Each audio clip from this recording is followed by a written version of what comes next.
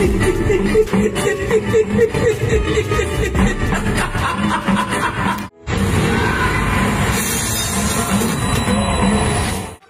तू दिल लूट ले नैनों का कैमरा जूम करके।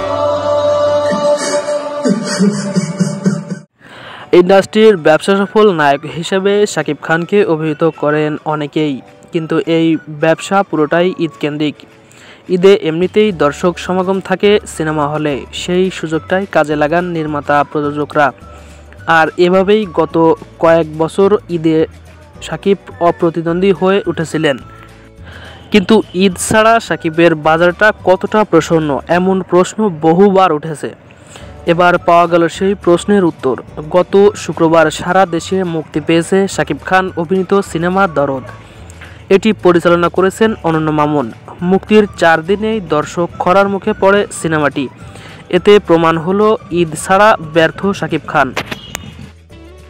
শুক্রবার মুক্তির উপলক্ষে সংবাদ মাধ্যমকে বলা হয়েছিল অগ্নি পরীক্ষায় শাকিব খান, কিন্তু সেই পরীক্ষায় উত্তীর্ণ হতে পারেননি এ নায়ক। এছাড়া সিনেমাটি নিয়ে তৈরি হয়েছে মিশ্র প্রতিক্রিয়া। এদিকে সিনেমাটির মুক্তির পরে পাইরেসির কবলে। সামাজিক মাধ্যমে সিনেমাটির 30 মিনিট থেকে 1 ঘন্টার ভিডিও ফুটেজ ছড়িয়ে পড়েছে। এ ব্যাপারে পরিচালক আইনি ব্যবস্থা নিচ্ছেন বলেও জানান। গত কয়েক মাস আগে সিনেমাটি নিয়ে শাকিব ভক্তদের মাঝে প্রত্যাশার পারদ তুঙ্গে ছিল, কিন্তু ক্রমান্বয়ে সেটা স্মিত হয়ে যায়। সমালোচকরা বলেছেন, দরদ দিয়ে শাকিব খান দর্শকদের প্রত্যাশা খুব একটা পূরণ করতে পারেনি।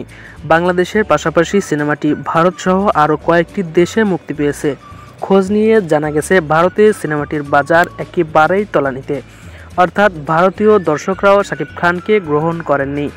এর ফলে দেশটিতে শাকিবের নতুন কাজের পথ অনেকটা সংকুচিত হয়ে যাবে বলে মনে করছেন সংশ্লিষ্টরা।